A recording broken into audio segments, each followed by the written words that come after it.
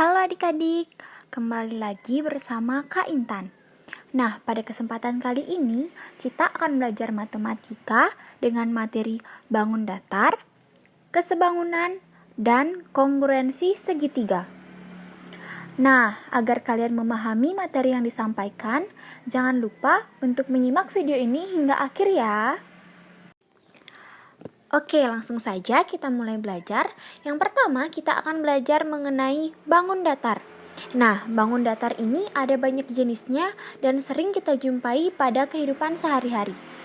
Bangun datar merupakan sebuah objek benda dua dimensi yang dibatasi oleh garis-garis lurus atau garis lengkung.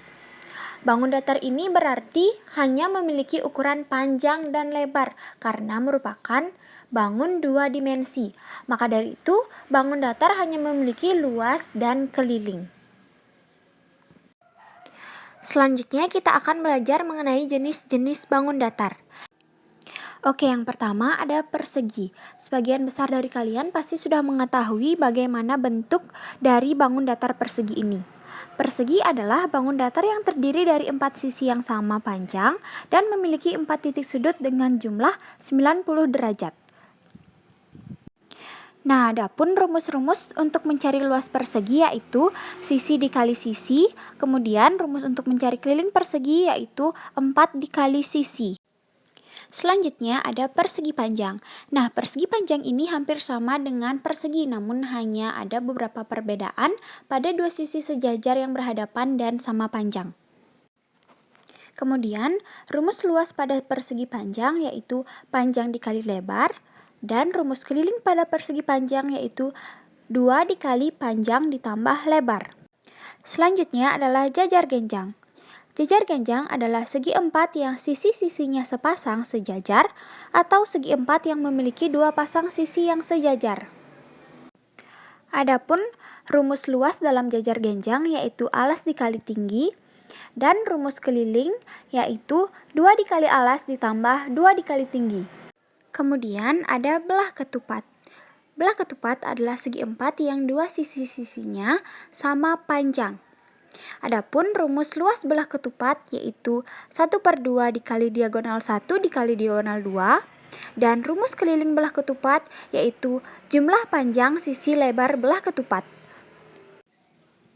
Kemudian trapesium.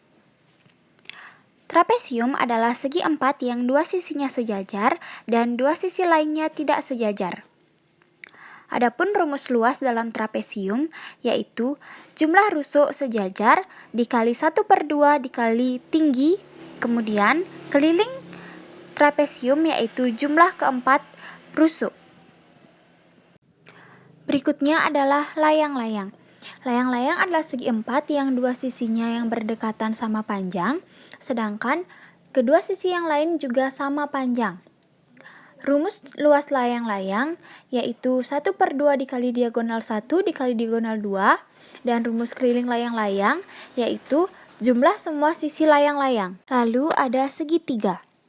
Segitiga adalah bangun datar yang terjadi dari 3 ruas garis yang dua-dua garis tersebut bertemu di ujungnya.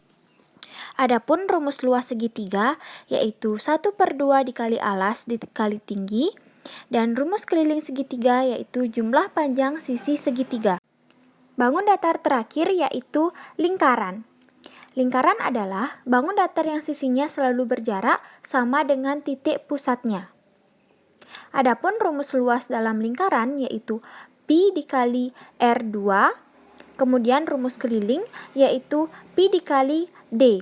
Adapun pi yaitu 22/7, R adalah jari-jari, dan D adalah diameter.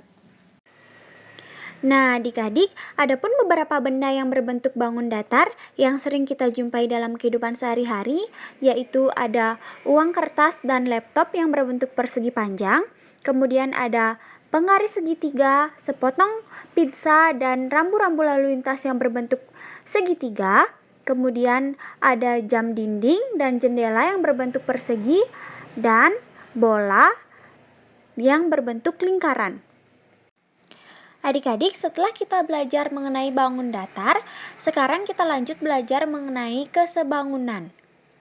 Nah, kesebangunan merupakan sebuah bangun datar di mana sudut-sudutnya mempunyai kesesuaian yang sama besarnya dan juga panjang sisi-sisi sudutnya juga bersesuai dengan mempunyai sebuah perbandingan yang sama. Yang artinya, kesebangunan merupakan dua buah bangun yang memiliki sudut serta panjang sisi yang sama. Untuk mempermudah pemahaman kalian mengenai kesebangunan, adapun contoh kesebangunan bangun datar segitiga yaitu sebagai berikut. Yang berarti bahwa AB dan PQ sama dengan BC dan QR, kemudian BC dan QR sama dengan AC dan PR. Yang terakhir, kita akan belajar mengenai kongruensi. Dua bangun atau lebih dikatakan kongruen jika bangun-bangun tersebut memiliki bentuk dan ukuran yang sama, serta sudut-sudut yang bersesuaian sama besar.